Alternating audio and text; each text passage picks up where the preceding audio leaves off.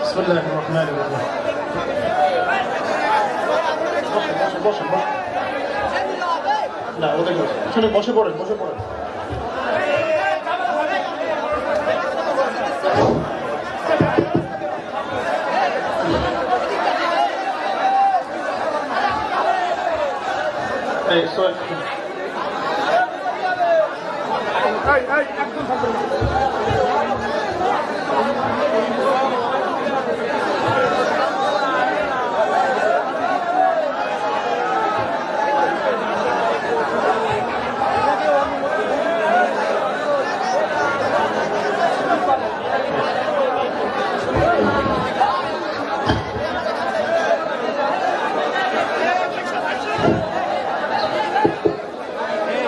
السلام عليكم ورحمة الله وبركاته.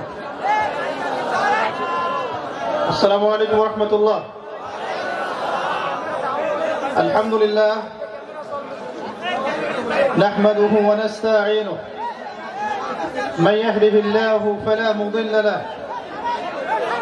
ومن يضلل فلا هادي له، ونشهد أن لا إله إلا الله وحده لا شريك له، ونشهد أن محمدا عبده ورسوله. أما بعد، فأعوذ بالله من الشيطان الرجيم.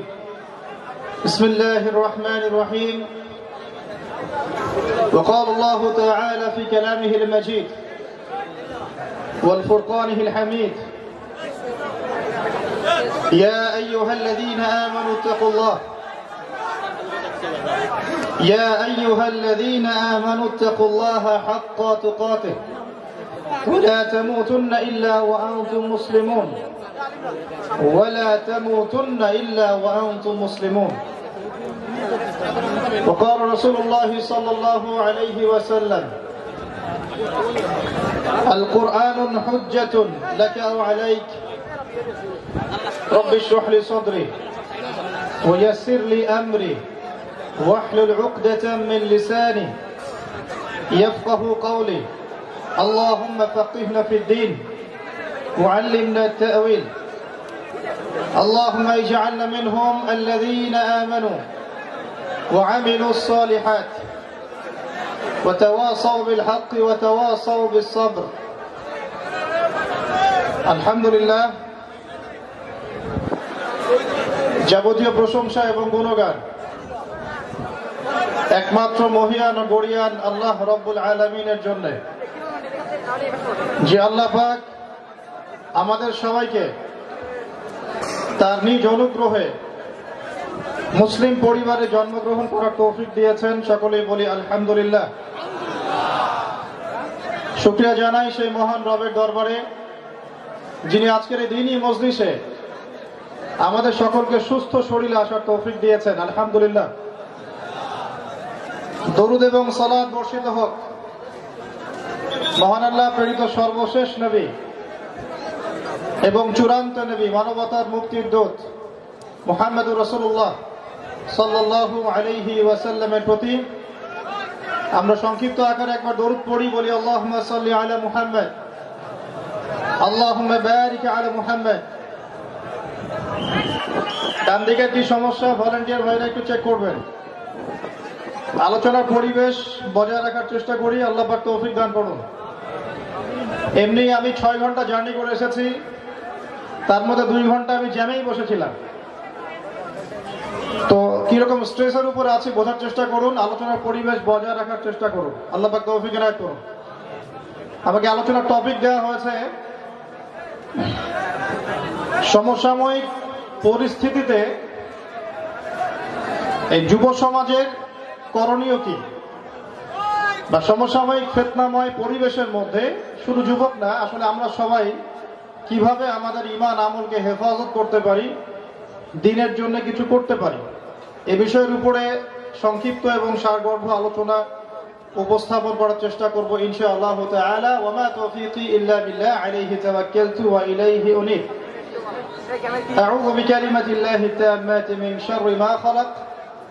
বিসমিল্লাহিল্লাযী লা ইয়াদুররু মা ইসমিহি শাইউন ফিল আরদ ওয়া লা ফিস সামা ওয়া হুয়াস সামিউল আলীম। আমরা আল্লাহর কাছে দোয়া করি আল্লাহ রাব্বুল আলামিন আমাদের সবাইকে আলোচনা শুনে বুঝে আমল করার তৌফিক দান করুন বলি আমিন। সমসাময়িক পরিস্থিতি আর কি বলবো, বলার কিছু বাকি নাই। তারপরেও কিছু কথা সামারি করে বলার চেষ্টা করি। সমসাময়িক পরিস্থিতির সাথে একটা জগৎ, একটা সমাজের অবস্থা খুব মিলে যায়। সেই সমাজটার নাম হচ্ছে আইয়ামে জাহিলিয়া। যদি আমাকে বলেন যে বর্তমান সময় বিশ্বের অবস্থা কেমন, আমি বলবো আইয়ামে জাহিলিয়া চলছে। এখন কি চলছে? এখন বলতে পারেন আইয়ামে জাহিলিয়াতে তো মানুষ অজ্ঞতার মধ্যে ছিল, বেহায়াপনার মধ্যে ছিল, নির্লজ্জতার মধ্যে ছিল, শিরকের পাপে নিমজ্জিত ছিল, কন্যা সন্তানকে জীবিত কবর দেওয়া হতো ইত্যাদি। কিভাবে আপনি সেই মধ্যযুগের সাথে বর্তমান আধুনিক সভ্যতাকে মেলাচ্ছেন? আমি বলবো এই বিষয়টি বোঝার জন্য আগে খিদর আলাইহিস সালামের মতো অন্তর্দৃষ্টি দরকার। কার মতো ভাই? খিদর আলাইহিস সালামের নাম কখনো শুনেছেন? আল কোরআনুল কারীমের একটা অনবদ্য সূরার নাম হলো সূরা কাহফ। কোন সূরা? নবী সাল্লাল্লাহু আলাইহি ওয়াসাল্লাম বলেছেন সূরা কাহফ সেই সূরা যা আপনাকে মাসিহুদ দাজ্জালের ফিতনা থেকে বাঁচাবে। আর দাজ্জাল হচ্ছে এই সভ্যতার সবচেয়ে বড় ফিতনা। এর চেয়ে বড় কোনো ফিতনা আসেও নাই, আসবেও না ইনশাআল্লাহু তাআলা। সেই মহান ফিতনা থেকে আপনাকে বাঁচাবে আল কোরআনের একটি অনবদ্য সূরা যার নাম হলো সূরাতুল কাহফ। কেন? এটা বোঝার জন্য আপনাকে সর্বপ্রথম খিদর আলাইহিস সালামের মতো অন্তর্দৃষ্টি অর্জন করতে হবে। যারা এখানে কথাবার্তা বলছেন, আমি হাতে পায়ে রিকোয়েস্ট করছি, আল্লাহর ওয়াস্তে আপনারা বাসায় চলে যান ভাই। আমি হাত পা ধরে রিকোয়েস্ট করছি, যারা কথাবার্তা বলছেন, চিল্লাফাল্লা করছেন, বাসায় চলে যান কাইন্ডলি। আমরা তো সবার জন্য মাহফিল অ্যারেঞ্জ করি না। কাদের জন্য করি? যারা এখানে দিনের কথা জানতে, শুনতে, বুঝতে, আমল করতে এসেছে, যারা দিনের নিয়াতে এখানে এসেছে, তাদের জন্য মাহফিল আয়োজন করা হয়। লেকচার তো অনলাইনে শুনতে পারেন, এখানে এসে পরিবেশ নষ্ট করার কি দরকার? তাই না? লেকচার তো অনলাইনেই শোনা যায়, ফেসবুক, ইউটিউবে তো লেকচার ভরি ভরি পড়ে আছে। এখানে এসে পরিবেশ নষ্ট করার কি দরকার? যদি আসেন তাহলে কোরআন এবং সুন্নাহর বিধিবিধান মেনে বসতে হবে। শ্রোতার শোনার যে নীতিমালা, সেই নীতিমালা তো বজায় রাখতে হবে নাকি? কোরআন এবং সুন্নাহর কথা যেখানে হবে সেখানে হট্টগোল করা জায়েজ? এটা শেষ জামানার আলামত। ওয়াযাহারাতিল আসওয়াতু ফিল মাসাজিদ একটা আলামত আছে কিয়ামতের। কিয়ামতের আগে আগে মসজিদগুলোর মধ্যে শোরগোল, হট্টগোল বেড়ে যাবে। এখন দিনই বিষয়গুলোতে দেখবেন হট্টগোল, শোরগোল বেশি হচ্ছে। যেখানে আল্লাহ এবং তার রাসূলের কথা হবে, দিলের কান দিয়ে শোনার নিয়ত করে বসতে হবে। বিনা প্রয়োজনে কোনো কথা বলা যাবে না। এখানে মোবাইলে এত ব্যস্ত হওয়ার কি আছে? কি আছে মোবাইলে? তো বুঝি না। মোবাইলে এত ভিডিও করার কি আছে? কি করবেন? টিকটক করবেন? ফেসবুকে দিয়ে টাকা কামাই করবেন? কি করবেন? অসংখ্য ভিডিও পড়ে আছে ইউটিউবে, ফেসবুকে। তো মোবাইলে এত ব্যস্ত হওয়ার কি আছে? লেকচার তো শুনতে হবে নাকি? লেকচার তো শুনতে হলে মনোযোগ দিতে হবে। মনোযোগ তো আপনার ক্যামেরার দিকে আর ফোনের দিকে মনোযোগ। তা আমার দিকে মনোযোগ দিবেন কখন? আমার কথার দিকে মনোযোগ দিবেন কখন? একটা জিনিস বুঝতে হলে তো মনোযোগ দিতে হয় নাকি? তো মনোযোগটা তো ফোনের দিকে। আপনি আমার কথা শুনবেন কিভাবে তাহলে? এই যে 2 মিনিট সময়টা বলতে গিয়ে নষ্ট করলাম, আমিও আমার লেকচারের হক নষ্ট করলাম 2 মিনিট, আপনারাও শ্রোতা হিসেবে হক নষ্ট করলেন 2 মিনিট।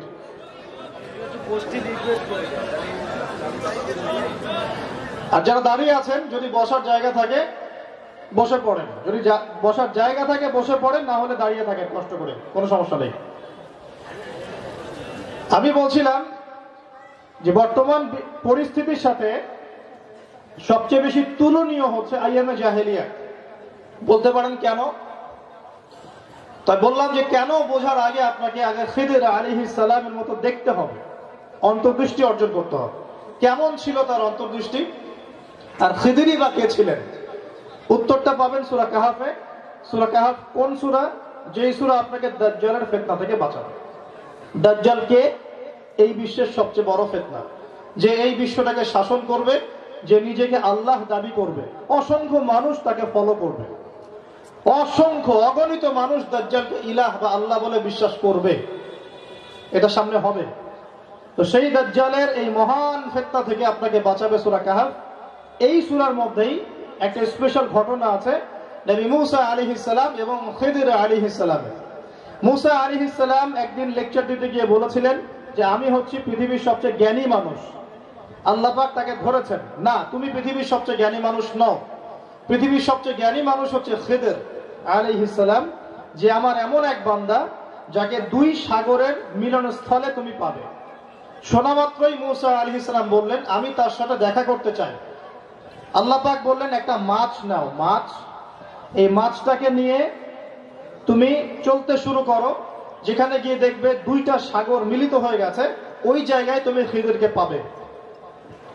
খিদির নামের অর্থ হচ্ছে শ্যামল, মানে সবুজ, অর্থাৎ তিনি যেখানে বসতেন সেই মৃত জায়গাটা সবুজ হয়ে উঠত। সুবহানাল্লাহ। কিভাবে সবুজ হতো? তার জ্ঞানের মাধ্যমে। এটা বাহ্যিকভাবে হতে পারে, অন্তর্নিহিত অর্থ থাকতে পারে, আল্লাহু আ'লাম। নবী মুসা আলাইহিস সালাম সেখানে গেলেন, গিয়ে দেখলেন যে হ্যাঁ একজন বান্দা সেখানে আছেন। মুসা আলাইহিস সালাম তাকে বললেন হাল আত্তাবিউকা, আমি কি আপনার ইত্তেবা করতে পারি বা আমি কি আপনার অনুসরণ করতে পারি? আলা আন তুআল্লিমানি মিম্মা উল্লিমতা রুশদা, আল্লাহ পাক আপনাকে যে প্রজ্ঞা হিকমা জ্ঞান দিয়েছেন এখান থেকে কিছু আমাকে শেখাবেন, এই শর্তে কি আমি আপনাকে অনুসরণ করতে পারি? সুবহানাল্লাহ। একজন নবী খিদির আলাইহিস সালামের কাছে জ্ঞান শিখতে গেলেন, আর জ্ঞান দেওয়ার জন্য আমি আপনাদের সামনে আসছি ঢাকা থেকে, এখানে চিল্লাপাল্লা করছেন। বুঝাতে পারলাম না মনে হয়? একজন নবী জ্ঞান শেখার জন্য যোজন যোজন দূর সফর করেছেন হেঁটে হেঁটে। সেই নবীর নাম মুসা আলাইহিস সালাম, এবং সেই বান্দাকে পেয়ে তিনি বলছেন আমি কি একজন নবী হয়েও আপনার অনুসরণ করতে পারি এই শর্তে যে আল্লাহ আপনাকে যে জ্ঞান শিখিয়েছেন সেখান থেকে কিছু আমাকে শেখাবেন? এই জ্ঞান শেখার তামান্না এখন কয়জন মানুষের মধ্যে আছে বলেন? জ্ঞান বাড়ির দরজার সামনে আসে, মানুষ সেই জ্ঞানকে ডিনাই করছে এখন। জ্ঞান ইন্টারনেটে ঘুরে বেড়াচ্ছে, মানুষ সেই জ্ঞানকে ডিনাই করছে এখন। জ্ঞান এই যে প্রিন্ট মিডিয়ার আকারে আমাদের সবার ঘরে ঘরে চলে আসছে, মানুষ বই পড়তে চায় না। ওলামায়ে কেরাম মানুষের দুয়ারে দুয়ারে ঘুরে বেড়াচ্ছে এই ওয়াজ মাহফিলের সিজন গুলোতে। মানুষ দিনী জ্ঞান শেখার স্বার্থে সবাই সেখানে যেতে পারে না, বহু মানুষ সেখানে যায় দুনিয়ার স্বার্থে। জ্ঞানকে তো আগে মূল্যায়ন করতে হবে, তারপরে না আল্লাহ পাক জ্ঞান দান করবেন। একজন নবী হয়ে তিনি সফর করে জ্ঞান শিখতে গেলেন খিদির আলাইহিস সালামের কাছে। এবার খিদির আলাইহিস সালামকে বলছেন আমি কি আপনার অনুসরণ করতে পারি এই শর্তে যে আল্লাহ আপনাকে যে জ্ঞান শিখিয়েছেন আমাকেও শেখাবেন? খিদির আলাইহিস সালাম বলছেন ইন্নাকা লান তাসতাতিআ মা'িয়া সাবরা। সুবহানাল্লাহ। তিনি বলছেন হে মুসা, তুমি নবী হয়েও জ্ঞান শিখতে যে আমার কাছে এসেছো, আমার সাথে তুমি ধৈর্য ধরতে পারবে না। সুবহানাল্লাহ। আগেই বলে দিলেন তুমি আমার সাথে ধৈর্য ধরতে পারবে না। একজন নবীর ধৈর্য বেশি না আমাদের ধৈর্য বেশি? বলেন, একজন নবীর ধৈর্য বেশি না আমাদের? সেই নবীকে তিনি বলছেন তুমি মুসা আমার সাথে ধৈর্য ধরতে পারবে না। মুসা আলাইহিস সালাম বললেন ইনশাআল্লাহ আমি সবর করব, সাতাজিদুনি ইনশাআল্লাহু সাবিরান ওয়ালা আ'সি লাকা আমরা, আমি আপনার কাজে বাধা দিব না, ইনশাআল্লাহ আমি সবর করব। এই ইনশাআল্লাহর একটা ওয়েট আছে, মান মর্যাদা আছে। এই ইনশাআল্লাহ না বলার কারণে আমাদের নবীর কাছে ওহী আসা বন্ধ হয়ে গিয়েছিল। তো যখন মুসা আলাইহিস সালাম ইনশাআল্লাহ বলেছেন, খিদির আলাইহিস সালাম বললেন ঠিক আছে আমার সাথে চলো, তবে আমার সাথে প্রশ্ন করতে পারবে না। আমার সাথে চলতে পারবে কিন্তু কোনো প্রশ্ন করতে পারবে না। এমন টিচার স্টুডেন্টকে বলছেন আমার সাথে চলো, জ্ঞান শেখো, সমস্যা নেই, কোনো কোশ্চেন করতে পারবে না। মুসা আলাইহিস সালাম বললেন ওকে ফাইন চলেন। চলতে চলতে এই যে আপনারা নদী সাগর চিনেন, আপনার এই অঞ্চলের মানুষ, একটা নদী পার হবেন, একটা নৌকা আছে, অন্য কোনো নৌকা নাই। এই নৌকার একজন মাঝি আছে, সেই মাঝিকে তারা রিকোয়েস্ট করলেন নদীটা কি পার করে দেয়া যায়? সে মাঝি বলেন ঠিক আছে পার করে দেয়া যাবে।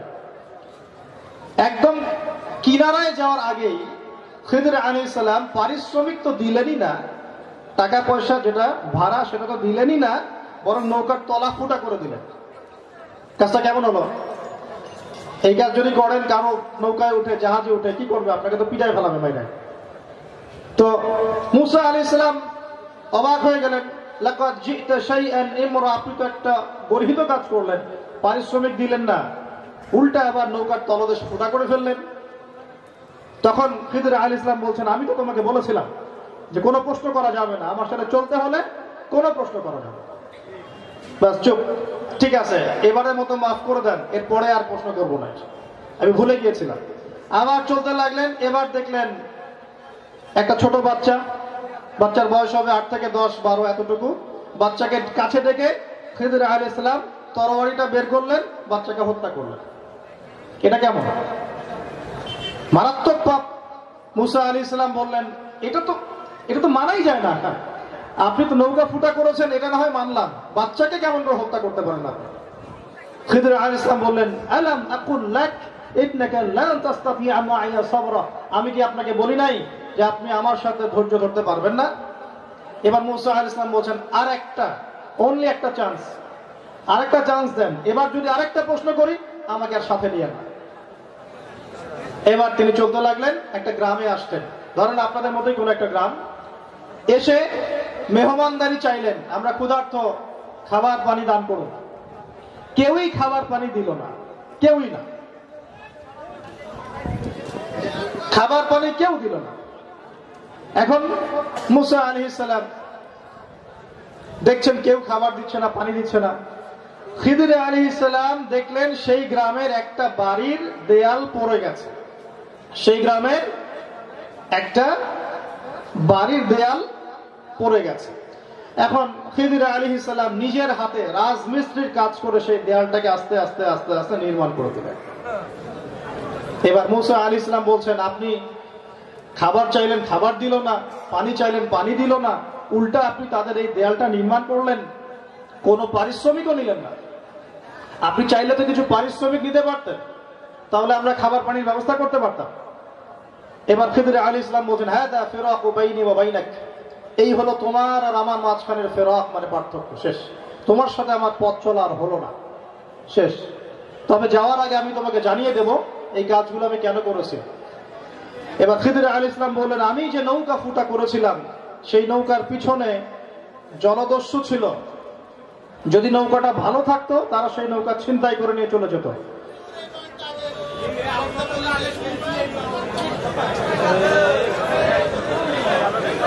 কি অবস্থা!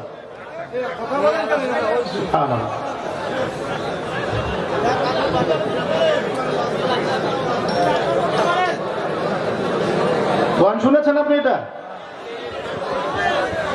দাঁড়ান দাঁড়ান, সূরা আর রহমান পড়েছেন? সূরা রহমান পড়েন নাই? কোনদিনও পড়েন নাই?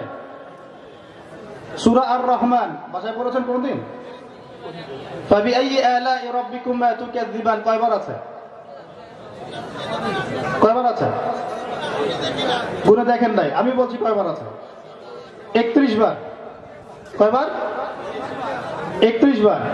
একটা সূরার মধ্যে 31 বার একই কথা বলার কি দরকার আছে? কি প্রয়োজন আছে বলেন? দাঁড়ান, মাহফিলের পরিবেশটা নষ্ট যে করলেন, দাঁড়ান এখন বলেন, একই সূরায় একই আয়াত 31 বার আল্লাহ পাক কেন বলছেন?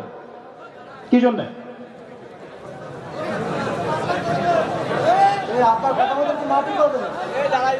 সুবহানাল্লাহ। আচ্ছা আপনারা বসেন। আল্লাহ রাব্বুল আলামিন মানুষকে কিছু কমন সেন্স দান করুন, দোয়া করি। রাসূল সাল্লাল্লাহু আলাইহি ওয়াসাল্লাম কত বছর লা ইলাহা ইল্লাল্লাহ দাওয়াত দিয়েছেন? কত বছর বলেন? আপনারাই বলেন। আমার তো মনে হচ্ছে এখানে সবাই বেশিরভাগই সব জানেই আর কি, কারণ জানার তো কিছু নাই, নতুন তো জানানোর কিছু নাই। তো যারা জানে ওদেরকেই মাহফিল করতে বলতেন, আমাকে এত কষ্ট করে ডাকার কি দরকার ছিল? রাসূল সাল্লাল্লাহু আলাইহি ওয়াসাল্লাম কত বছর শুধু লা ইলাহা ইল্লাল্লাহ দাওয়াত দিয়েছেন? কত বছর? 23 বছর। 23 বছর একজন নবীর একই কালিমার দাওয়াত দেওয়ার কি দরকার আছে? সাহাবীরা কি জানতেন না লা ইলাহা ইল্লাল্লাহ কি জিনিস?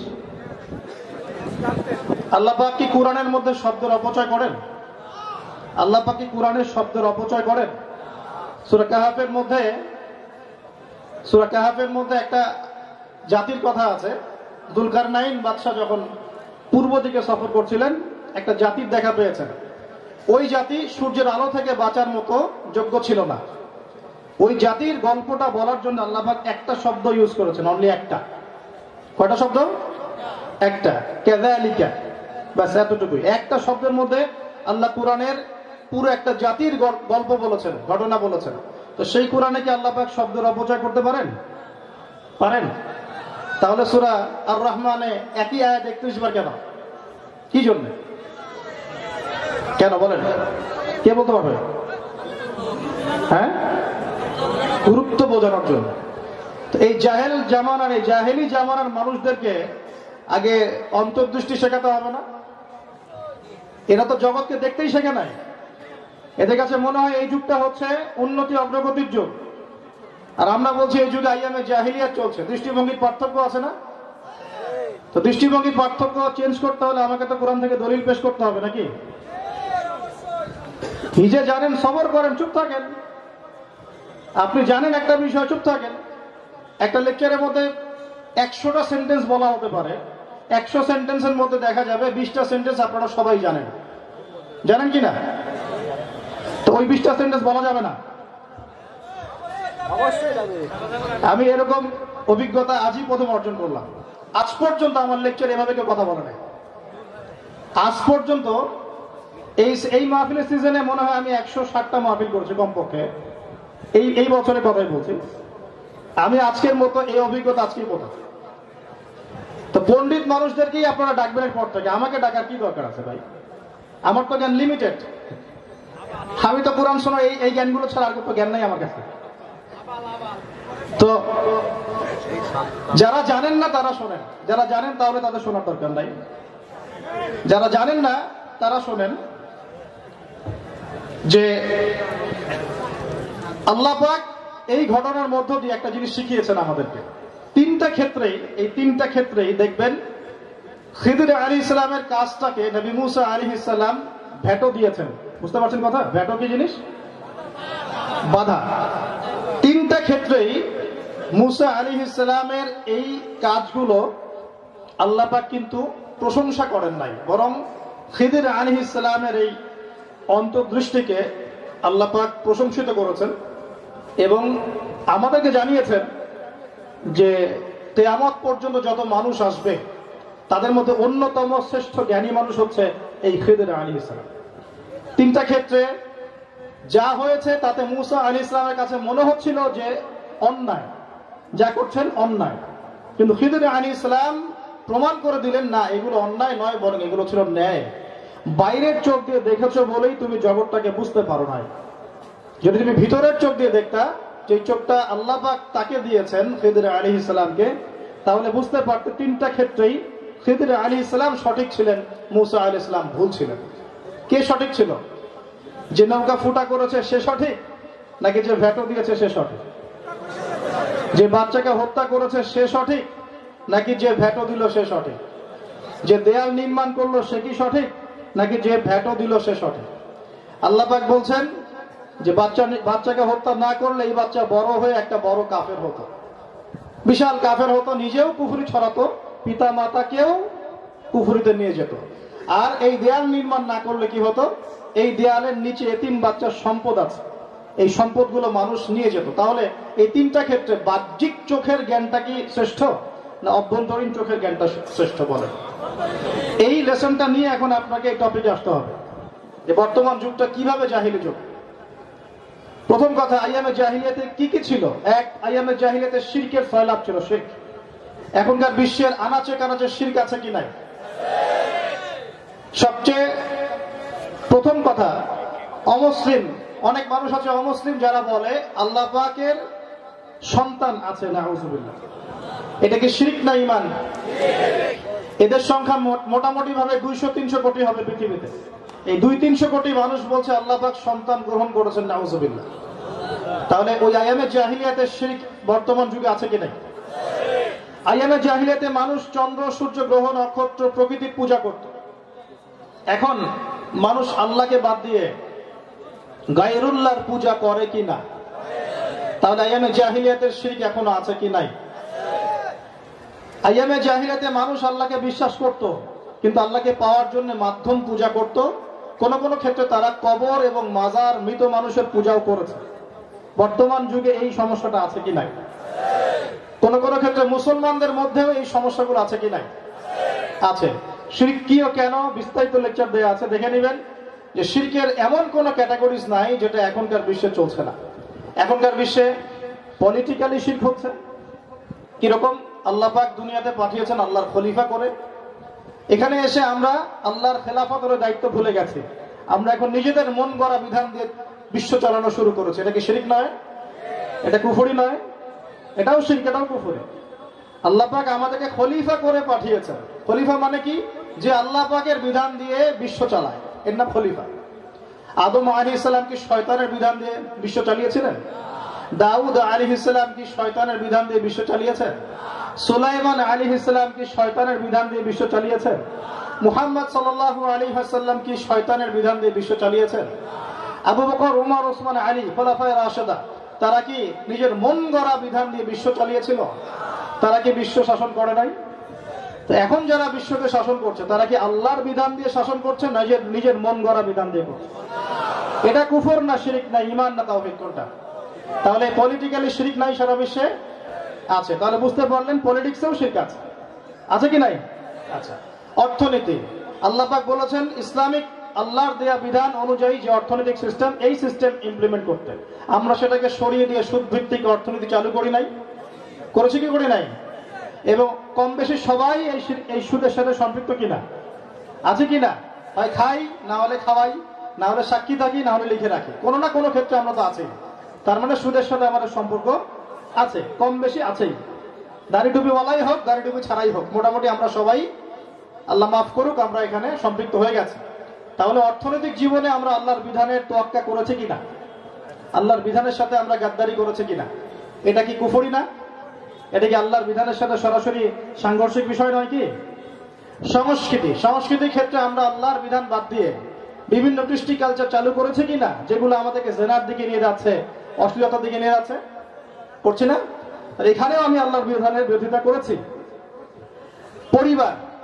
পরিবারের শুরুই তো হচ্ছে আপনার এই যে হারাম গান বাজনার বিয়ে দিয়ে, হচ্ছে না? হারাম গান বাজনা, হারাম যৌতুক, হ্যাঁ, বেপরদামি, ফাহেসা কাজ, এগুলো দিয়ে পরিবার গঠিত হচ্ছে কিনা? পরিবারের মধ্যে হারাম রিজিক ঢুকছে কিনা? পরিবারের মধ্যে কত পার্সেন্ট পরিবারে পর্দা কায়েম আছে? কত পার্সেন্ট পরিবারে আপনার নামাজ কায়েম আছে?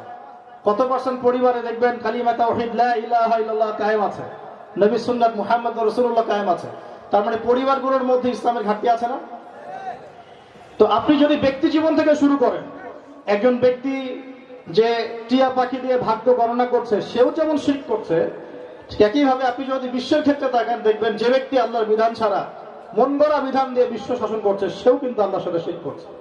তাহলে আইয়ামে জাহিলিয়াতের শিরকের সেই জাহিলিয়াত এখনকার বিশ্বের আনাচে কানাচে ছড়িয়ে গেছে কিনা? তাহলে আমরা কি এই বিশ্বটাকে বলতে পারি না যে শিরকের ক্ষেত্রে জাহিলি যুগের চাইতেও ভয়াবহ অবস্থায় আমরা আছি? এই কারণেই তো আল্লাহর আযাব গজব গুলাতে বেশি বেশি ধেয়ে আসছে পৃথিবীর দিকে, সামনে আরো ধেয়ে আসবে, হাদিসে যেমনটা এসেছে। আইয়ামে জাহিলিয়াতের এটা একটা মারাত্মক সমস্যা ছিল। একটা ছিল সুদ, রিবা। অর্থনৈতিক জীবনে তারা সুদ ভিত্তিক অর্থনীতির সাথে সম্পৃক্ত ছিল। এখনকার বিশ্বে এটা নাই, আনাচে কানাচে ছড়িয়ে গেছে কিনা? সুদ ছাড়া কি কোন কান্ট্রির ব্যাংকিং সিস্টেম চলতে পারে? সুদ ছাড়া কি সবচেয়ে বড় যে মোরলদের ব্যাংক, ওয়ার্ল্ড ব্যাংক, IMF, ওরা কি আপনাকে লোন দিবে? তাহলে সারা বিশ্বে সুদকে ছড়িয়ে দিয়েছে না পশ্চিমারা? তাহলে আইয়ামে জাহিলিয়াতে না হয় একটা এলাকার মধ্যেই সুদ ছিল, কথার কথা। এখন তো এটা সারা বিশ্বে গ্লোবালাইজেশন হয়ে গেছে। তাহলে আমরা বড় জাহিলিয়াতে আছি না ওরা বড় জাহিলিয়াতে ছিল? তাহলে এই দৃষ্টিভঙ্গিটা যদি আপনি খিদিরের মতো না করেন, তাহলে চিনতে পারবেন? আপনাকে তো বাইরে থেকে দেখলে মনে হবে অর্থনৈতিক প্রোগ্রেস হচ্ছে সব জায়গায়, তাই না? আর ভিতরের চোখ দিয়ে দেখলে বুঝবেন যে বিশ্বের অর্থনীতি হুমকির মধ্যে পড়ে আছে। এখন এখানে ধনী ধনী হচ্ছে দিন দিন, আর গরিব দিন দিন গরিব হচ্ছে, এবং অচিরেই বিশ্বের উপর একটা দুর্ভিক্ষ দেখা দিবে ইনশাআল্লাহ। এটাও দেখে নিয়ে শুধু মানুষের মন গড়া অর্থনৈতিক বিধানের দাসত্ব করার কারণে বিশ্বের উপরে দিলে বলবে ভবিষ্যৎবাণী করছে। অপেক্ষা করেন, সময় আসুক, নিজেই বুঝতে পারবেন। যদি খিদিরের মতো অন্তর্দৃষ্টি থাকে, আপনি হক বাতিল আগেই চিনতে পারবেন। পরিস্থিতির শিকার হওয়ার পরে চিন্তা হবে না, আগেই বুঝতে পারবেন কি হতে যাচ্ছে ইনশাআল্লাহ। এক নাম্বার। দুইটা বললাম। 3 নাম্বার হচ্ছে আইয়ামে জাহিলিয়াতে নারীর কোনো সম্মান ছিল না। এখন কি আপনার কাছে মনে হয় নারীর খুব সম্মান দেওয়া হচ্ছে? হ্যাঁ, এখন নারীর দেহটাকে ভোগ্যপণ্য বানানো হয়েছে। নারীর দেহটাকে কি বানানো হয়েছে? ভোগ্যপণ্য বানানো হয়েছে। যারা এই যে নারী অধিকারের কথাগুলো বলে বেড়ান, নারীদের ফ্রি মিক্সিং এর পক্ষে সাফাই গান, নারীদের উন্নয়ন অগ্রগতি নিয়ে এত বড় বড় গুলি আওড়ান, তারা কি বাংলাদেশে ধর্ষণের হার কমাতে পেরেছে? বাংলাদেশে জেনার হার কমাতে পেরেছে? বাংলাদেশে বিবাহ বহির্ভূত সম্পর্কের হার কমাতে পেরেছে? পতিতাবৃত্তির সংখ্যা কমাতে পেরেছে? তাহলে এইগুলা কি নারীর উন্নয়ন? এইগুলোই কি নারীর উন্নয়ন? নারীর উন্নয়ন বলতে আমরা কি বুঝি? আমরা কি বুঝি? যে একটা মেয়ে বোরখাটা খুলে ফেলে দিয়ে একদম বেপর্দা হয়ে বাসা থেকে বের হয়ে গেল, ডিগ্রির সার্টিফিকেট অর্জন করলো, জব সেকশনে খুব উন্নতি করলো, বাড়ি গাড়ি স্ট্যাটাস করলো, হ্যাঁ, কোনো কোনো ক্ষেত্রে পুরুষের উপর কর্তৃত্ব দখল করে ফেললো। এখন আপনি স্লোগান দিবেন নারীর উন্নয়ন অগ্রযাত্রায় আমরা অগ্রগামী হয়ে গেছে, এটাকে উন্নয়ন বলবেন আপনি? এটা আপনি বলতে পারেন যেটা হচ্ছে এগিয়ে যাওয়া, কিন্তু আমি বলছি এটা হচ্ছে জাহান্নামের দিকে এগিয়ে যাওয়া। তাহলে অন্তর্দৃষ্টির পার্থক্য আছে না? দৃষ্টিভঙ্গির পার্থক্য আছে না? এখন আপনি খিদির না হতে পারলে কেমন করে বুঝবেন জিনিসটা কেমন? তাহলে সূরা কাহফ না পড়লে কিভাবে বুঝবেন? এই আয়াতই বারবার আমাদের শোনানো দরকার। এই আয়াতই বারবার শোনানো দরকার যে এই শেষ জামানাকে ডিল করতে হলে সূরা কাহফ লাগবে, আর সূরা কাহফকে বুঝতে হলে খিদির হতে হবে। সূরা কাহফ আপনাকে দাজ্জাল থেকে বাঁচাবে। আমি যদি একটা প্রশ্ন করি, আপনাদেরকে 1 বছর সময় দেই, আপনারা নিজেরা বাসায় গিয়ে উত্তর খোঁজার চেষ্টা করবেন। এখন আমি আপনাদেরকে বললাম যে সূরা কাহফ দাজ্জাল থেকে আপনাকে বাঁচাবে, নবীজি বলে গেছেন, কিন্তু আমি প্রশ্ন করব কিভাবে বাঁচাবে? কিভাবে? এই সূরার মধ্যে কি এমন আছে যা আপনাকে দাজ্জাল থেকে বাঁচাবে? এর উত্তর এখন আপনি খোঁজেন সারা জীবন ধরে। 1 বছর সময় দিলাম, যদি পরের বছর দেখা হয় ইনশাআল্লাহ, 1 বছর সময় দিলাম, 1 বছর পড়াশোনা করে দেখেন তো এই সূরার মধ্যে কি এমন আছে যা আপনাকে দাজ্জাল ফিতনা থেকে বাঁচাবে। কি আছে? একটা ক্লু আমি দিয়ে দিলাম শুধু আজকে, সেটা হলো এই সূরার মধ্যে অন্তর্দৃষ্টি থেকে শেখানো হয়। অন্তর্দৃষ্টি, দৃষ্টিভঙ্গি পরিবর্তন করতে না পারলে বর্তমান চলমান ফিতনাগুলো আপনি রিকগনাইজ করতে পারবেন না। আপনার কাছে মনে হবে খুব তো উন্নতি হচ্ছে, কিন্তু আসলে ভিতর দিকে দেখবেন অধঃপতনের অতল তলে চলে যাচ্ছে মেয়েরা। মেয়েদের ইজ্জতের কোনো গ্যারান্টি আছে? জেনার সংখ্যা বাড়ছে না কমছে? এখন জেনা ব্যভিচারকে সমাজে উস্কে দেওয়া হচ্ছে না? প্রত্যেকটা ক্ষেত্রে ফ্রি মিক্সিং কে অ্যালাউ করে দেওয়া হচ্ছে না? পর্দাকে আস্তে আস্তে শিথিল করার চেষ্টা করা হচ্ছে না? কোন কোন ক্ষেত্রে বই পুস্তকে লিখে দেওয়া হচ্ছে না যে পর্দা ছিল কুসংস্কার, সেকেলে প্রথা? লেখা হচ্ছে না? এগুলোকে কি আপনি উন্নয়ন মনে করছেন? বিভিন্ন ক্ষেত্রে মেয়েদেরকে যৌন হয়রানির শিকার হতে হচ্ছে না? রাস্তাঘাটে, অফিস আদালতে, বাসে, ট্রেনে, ট্রাকে তাদের নিরাপত্তা কতটুকু নিশ্চিত করা যাচ্ছে? যখন একটা মেয়ে ধর্ষণের শিকার হচ্ছে, ধর্ষকের কি আমরা একদম উপযুক্ত ইসলামিক শাস্তি নিশ্চিত করতে পারছি? সব শাস্তি হচ্ছে তো না? যদি হতো তাহলে কি সময় পার পেয়ে যেত? এখন তো দেখা যায়, আগে তো ছিল মাশাআল্লাহ ছেলেরা গুন্ডামি মাস্তানি করতো, তাই না? ছেলেরা গুন্ডামি মাস্তানি করে দেখা যেত অন্য ছেলেদেরকে রুমের মধ্যে ডেকে নিয়ে বেদম পিটাতো। এটা ছিল একসময় দেশের ঘটনা। এখন তো দেখা যায় মেয়েরাও এই কাজ করতেছে। মেয়েরা মেয়েদেরকে ডেকে নিয়ে এসে ঘরের মধ্যে পিটাচ্ছে, সারাদিন 3 ঘন্টা 4 ঘন্টা ধরে পিটাচ্ছে। মেয়ে বলছে আমার পায়জামা পর্যন্ত খুলে ফেলেছে। নাউজুবিল্লাহ। তো এগুলোকে আপনি কি উন্নয়ন বলবেন না? এগুলো তো উন্নয়ন নাকি? এগুলো নারীর অগ্রযাত্রা নয় কি? তো বাইরের চোখ দিয়ে দেখলে তো মনে হচ্ছে হ্যাঁ মেয়েরা কত দূর চলে গেছে, এখন মেয়ে গুন্ডাও বের হয়ে গেছে, বাপরে বাপ। কিন্তু ভিতরের চোখ দিয়ে দেখলে আপনি বুঝবেন জাহান্নামের কিনারায় দাঁড়িয়ে গেছে। এখন জাহান্নামের কিনারায় দাঁড়িয়ে গেছে। আল্লাহ যদি বাঁচান তাহলে বাঁচবে ইনশাআল্লাহ, আল্লাহ যদি না বাঁচান বাঁচতে পারবে না। নবী সাল্লাল্লাহু আলাইহি ওয়াসাল্লাম বলেছিলেন শেষ জামানায় নিসাউন কাসিয়াতুন আরিয়া সংখ্যা বাড়বে। এটা আবার কারা? যারা কাপড় পরবে ঠিকই কিন্তু নগ্ন থাকবে। এমন মেয়েদের সংখ্যা সমাজে ছড়িয়ে পড়ে নাই? তো আপনি যদি বলেন এটাকে উন্নতি অগ্রগতি, আমি বলবো এটা আইয়ামে জাহিলিয়াতকে হার মানিয়েছে। আইয়ামে জাহিলিয়াতকে হার মানিয়েছে। তো দৃষ্টিভঙ্গির পার্থক্য আছে না? আগে দৃষ্টিভঙ্গি বুঝতে হবে, এটাই লেসন আজকে। 4 নাম্বার ছিল আইয়ামে জাহিলিয়াতে কি? মাদক। ম্যাক্সিমাম মাদকের সাথে সম্পৃক্ত ছিল। পরিসংখ্যান ঘেটে দেখেন, ছোট ছোট বাচ্চা, ঢাকা শহরে দেখা যায় ছোট ছোট বাচ্চাগুলা কি জানি টানে পলিথিনের মধ্যে কি ঢুকিয়ে টান দেয়। নেশা করে, আমি জানি না নাম কি। ছোট ছোট বাচ্চাগুলো, একদম ছোট ছোট বাচ্চাগুলো, পথ শিশুরা, এবং গলিতে গলিতে এলাকায় এলাকায় কিশোর গ্যাং দিয়ে ভর্তি। কিশোর গ্যাং, ওই যে হিন্দি মুভিগুলো দেখে শিখেছে, তামিল মুভিগুলো দেখে শিখেছে যে গুন্ডা মাস্তানি গ্যাং তৈরি করতে হয়। এক গ্যাং আরেক গ্যাংয়ের সাথে মারামারি করছে, কোন কোন ক্ষেত্রে মার্ডারও হচ্ছে। কিশোরদেরকে শাস্তি দেওয়া অত সহজ না, ফাঁক ফকর দিয়ে বেরিয়ে যাচ্ছে। কিশোর গ্যাং, এখন কিশোর গ্যাং, এগুলোকে উন্নতি মনে হচ্ছে নাকি? এটা কি সামাজিক অবক্ষয় নিদর্শন নয়? আর কত অবক্ষয় হলে আমাদের হুঁশ ফিরবে?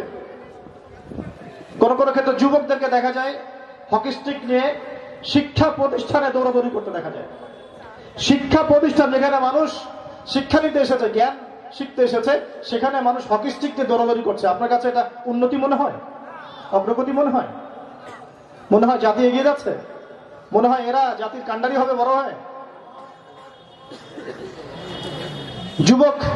যুবকদের মধ্যে, বাংলার যুবকদের মধ্যে মাদকের সয়লাভ ছড়িয়ে পড়ে নাই ভাই?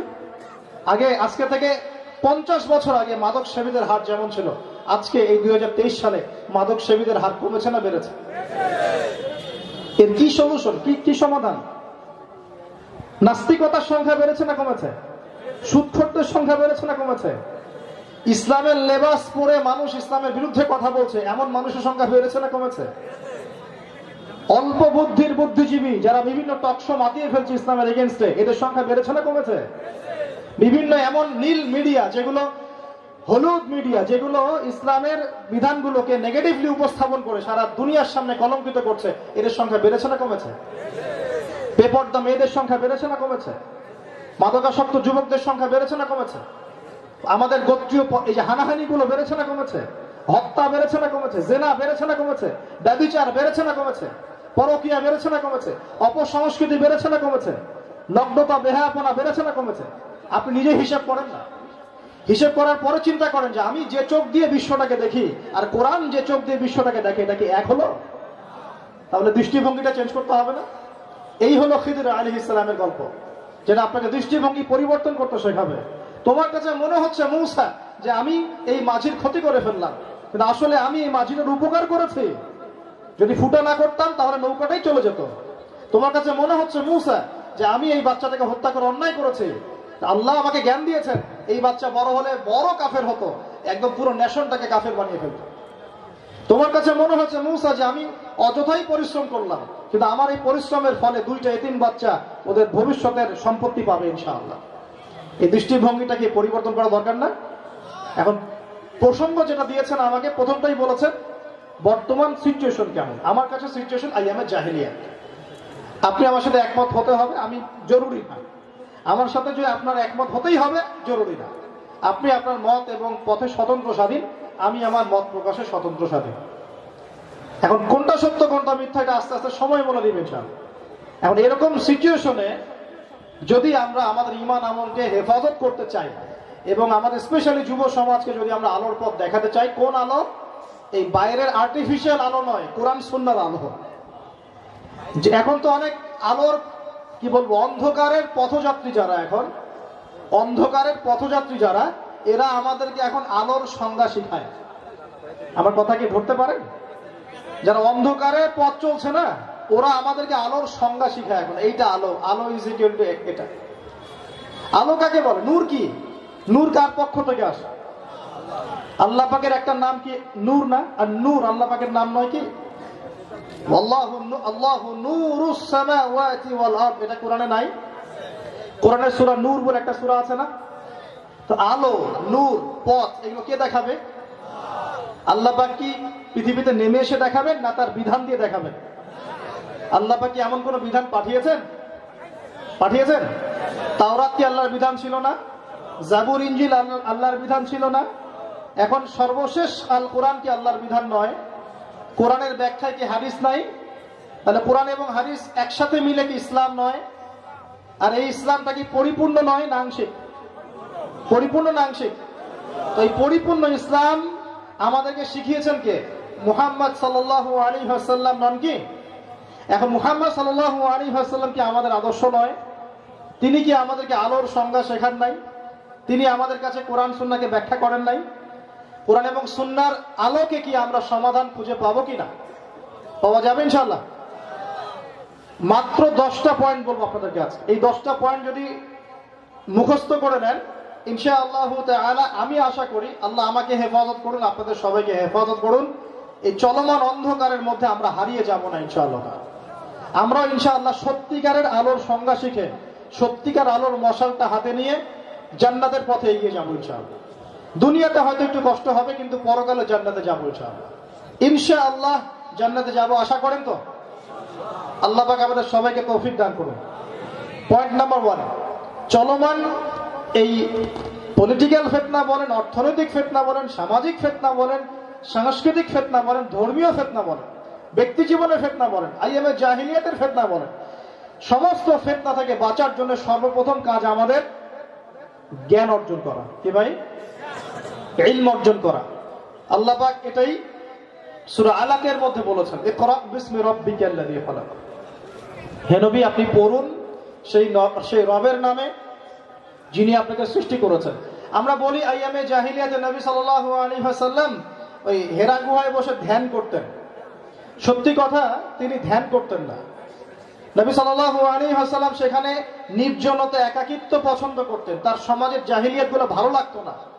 যখন আপনার ভিতরে ঈমান আসবে না, ঈমানের তেজ আপনি ফিল করবেন, চলমান জাহিলিয়াত আপনার কাছে ভালো লাগবে না, আপনার খারাপ লাগবে। গান আপনার ভালো লাগবে না, জিনা দেখতে ভালো লাগবে না, বেপরদামি দেখলে আপনার মনটা কলুষিত হয়ে যাবে। যে পরিবেশে বসে আছেন দুনিয়াবি আলাপ হচ্ছে, আপনার ভালো লাগবে না, মনে হবে যে আমার মাথাটা মনে পেরেশান হয়ে গেল। মসজিদে যেতে পারলে বাঁচি, কোরআন খুলতে পারলে বাঁচি, জিকির করতে পারলে বাঁচি, এমন মনে হবে। এমন হয় না? যারা আল্লাহওয়ালা মানুষ তাদের দুনিয়ার ফিতনাগুলো খারাপ লাগে না? যদি না লাগে আপনি বুঝবেন আপনার কলবে এখনো মৃত আছে। কলবে এখন পর্যন্ত আল্লাহ নূর যায় নাই। আল্লাহ নূর গেলে কলব যদি জিন্দা হয়, এগুলো আপনার কাছে ভালো লাগবে না, বিরক্ত বোধ হবে, একদম বিরক্ত লাগবে। শপিং মলে গিয়ে শপিং করতে বিরক্ত লাগবে, মনে হবে চারিদিকে ন্যাংটামে ঘুরে বেড়াচ্ছে, আমি এখানে থাকতে পারবো না, ভালো লাগবে না আপনার কাছে। রাস্তায় হাঁটছেন, একটা কনসার্ট হচ্ছে, ধুম ধারাক্কা, আপনার কাছে কান বন্ধ করে চলে যেতে ইচ্ছা করবে তখন। এমন হয় না অনেক ভাই?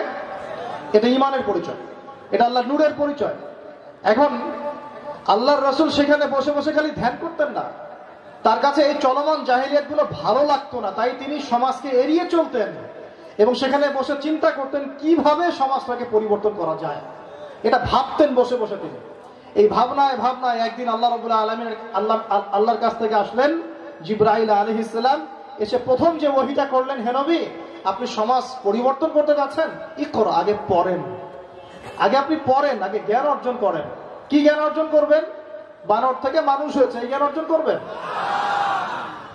কোন জ্ঞান অর্জন করবেন? ইকরা বিসমি রাব্বিকাল্লাযী খালাক, পড়ুন আপনার সেই রবের নামে যিনি আপনাকে সৃষ্টি করেছেন।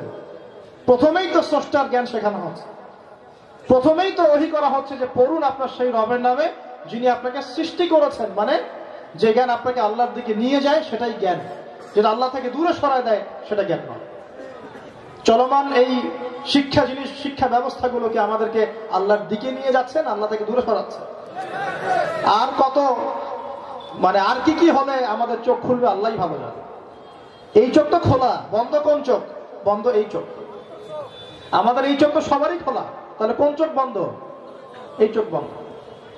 এখন আগে পড়তে বলেন আল্লাহ পাক, কেন? কারণ জ্ঞান ছাড়া আপনি সমাজ সংস্কার করতে পারবেন না, আপনার ব্যক্তিও সংস্কার করতে পারবেন না, আপনি পরিবার সংস্কার করতে পারবেন না, আপনি মানুষকে হকের দাওয়াত দিতে পারবেন না, আপনি সমাজও সংস্কার করতে পারবেন না। সো ফার্স্ট অফ অল আমাদের দরকার হচ্ছে ইলমের চর্চা বাড়ানো। আমরা কি রাজি আছি জ্ঞানের চর্চা করতে পারি ইনশাআল্লাহ?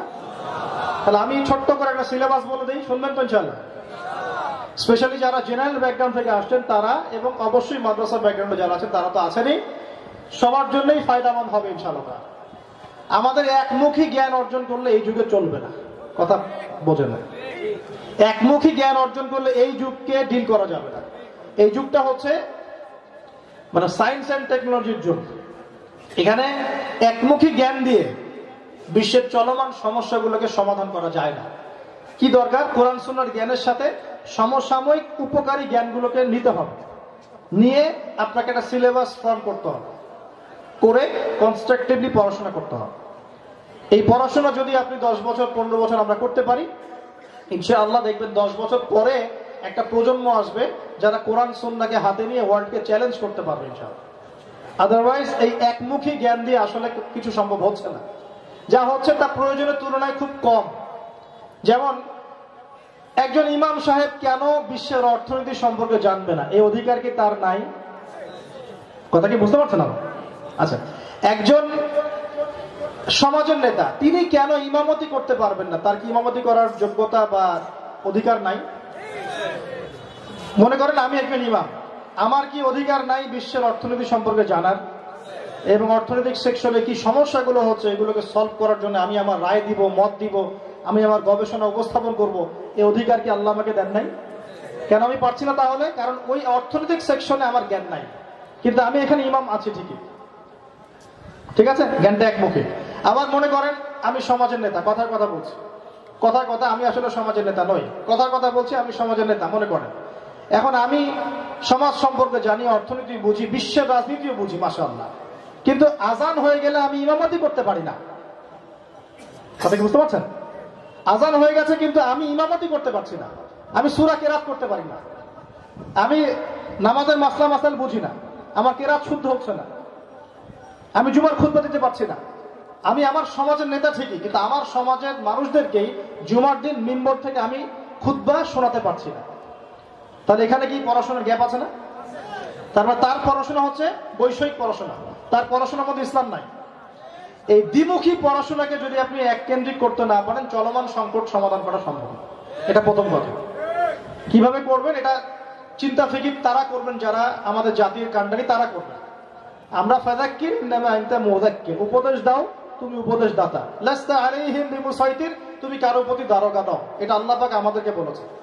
আমাদের এতটুকু দায়িত্ব, বাকিটা আপনারা বুঝবেন, নিজের ফিকির নিজেরা করবেন। এক, আমি যদি বলি সিলেবাস, যদি আমাকে জিজ্ঞাসা করেন আমি বলবো প্রথমে আপনাকে কোরআন তেলাওয়াত করা শিখতে হবে, এক নাম্বার। এক নাম্বার কি ভাই? কোরআন তেলাওয়াত শিখতে হবে। দুই নাম্বার, আপনাকে আমাকে অবশ্যই কোরআনের অর্থটা শিখতে হবেই হবে। কিভাবে শিখবেন এটা আপনার সমস্যা, আপনি সলভ করেন। তিন নাম্বার, এর পাশাপাশি আমাদেরকে নবী সাল্লাল্লাহু আলাইহি ওয়াসাল্লামের হাদিসগুলো জানতে হবে। চার, রাসূল সাল্লাল্লাহু আলাইহি ওয়াসাল্লামের সিরাত বা জীবনী আমাদেরকে পড়তে হবে। চার। পাঁচ, এর পাশাপাশি আপনাকে ইসলামের ইতিহাস, খোলাফায়ে রাশেদার যুগ থেকে শুরু করে এই যে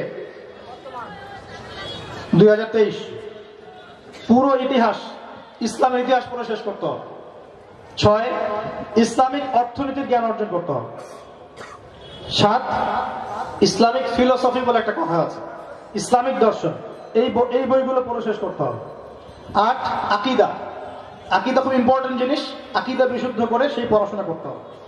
নয়, আপনার ফিকহের মাসলা মাসাইল, দৈনন্দিন জীবনে চলাফেরা করতে যে ফিকহি বিষয়গুলো প্রয়োজন হয়, এই ফিকহের মাসলা মাসাইলগুলো বুঝতে হবে। এবং 10 নম্বরটা হচ্ছে আপনি জেনারেল লাইনে যে সাবজেক্টটাই পড়ছেন, যে সেকশনে পড়ছেন, ওই পড়াটাকেও কন্টিনিউ করতে হবে। আমার কথা কি বুঝতে পারছেন ভাই? এভাবে যদি আমরা আমাদের পড়াশোনাকে ঢেলে সাজাতে পারি, আপনি যে সেকশনেই থাকেন না কেন দিনের জন্য কাজ করতে পারবেন সব। আল্লাহ পাক আমাদেরকে তৌফিক দান করুন। এক নাম্বার চ্যালেঞ্জ আমাদের এই সংকটগুলো কাটানোর জন্য সবাইকে জ্ঞান অর্জনের দিকে মনোযোগ দিতে হবে। আল্লাহ পাক আমাদের সবাইকে তৌফিক এনায়েত করুন। সবার আগে আমাকে তৌফিক দান করুন বলি আমিন। দুই নাম্বার, আমাদের সবাইকে জানা অনুযায়ী আমল করতে হবে। জানা অনুযায়ী কি ভাই? আমল। জানা অনুযায়ী আমল কেন? কারণ যদি জানি কিন্তু আমল না করি, আল্লাহ পাক তাহলে এমন শাস্তি দিবেন যে শাস্তি জাহান্নামে কাউকে দেন না।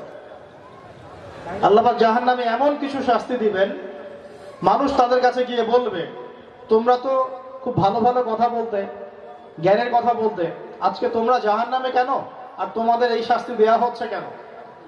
তখন সেই জ্ঞানী মানুষরা বলবে আমরা জানতাম ঠিকই এবং মানুষকে ভালো ভালো কথা বলতাম ঠিকই, কিন্তু নিজেরাই সেই কাজগুলো করতাম না, এই কারণে আজকে আমাদের এই অবস্থা।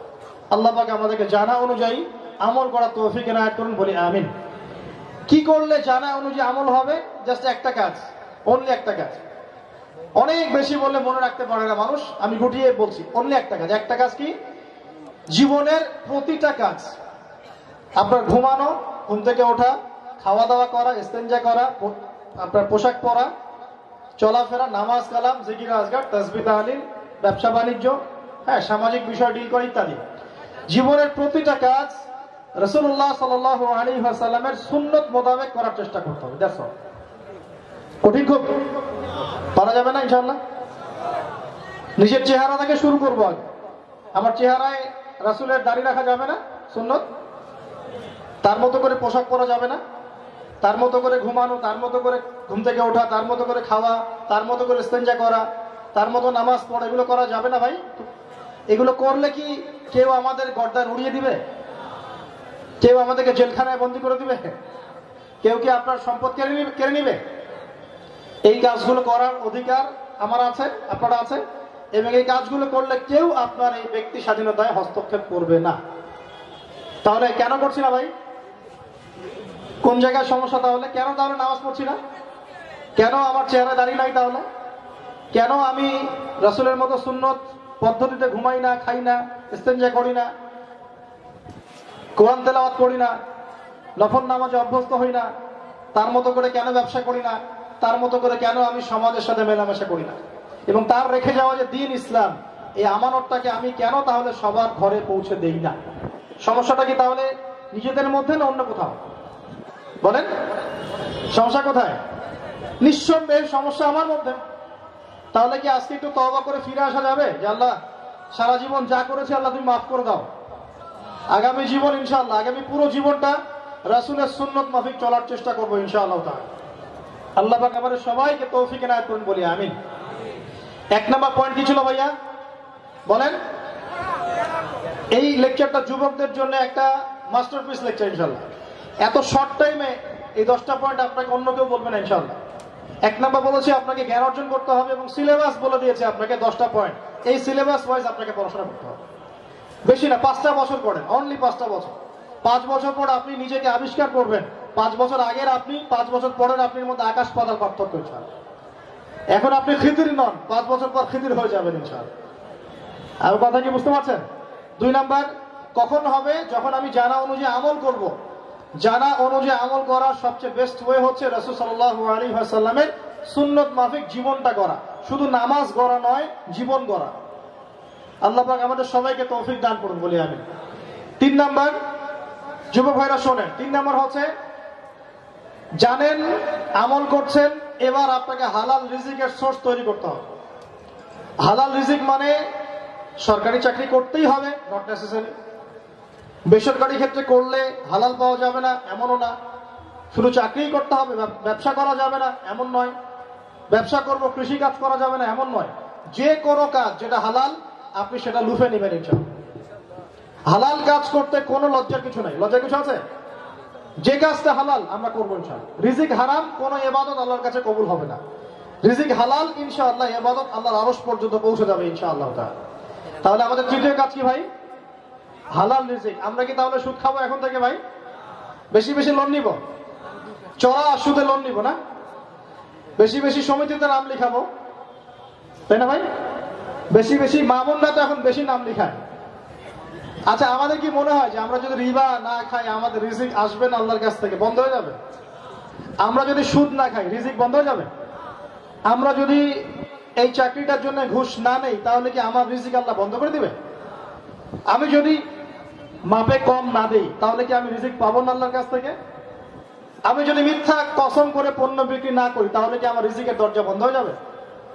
আচ্ছা, আমি যদি এখন সুদ খাই, ঘুষ খাই, দুর্নীতি করি, মানুষের সম্পদ আত্মসাৎ করি, মাপে কম দেই, মিথ্যা কসম করে পণ্য বিক্রি করি, তাহলে কি আমার যে রিজিক আছে নির্ধারিত এই রিজিকটা কি বেড়ে যাবে? তাই মনে হয়? আল্লাহ পাক রিজিক লিখে দেন নাই? আপনি কত বস্তা চাল খাবেন আল্লাহ লিখে দিয়েছে। আপনি কত দানা চাল খাবেন আল্লাহ লিখে দিয়েছে। কত দানা ডাল খাবেন আল্লাহ লিখে দিয়েছে। কতগুলো খেজুর আপনি সারা জীবনে খাবেন লেখা আছে। কত গ্লাস পানি আপনি সারা জীবনে খাবেন আল্লাহর কাছে লেখা আছে।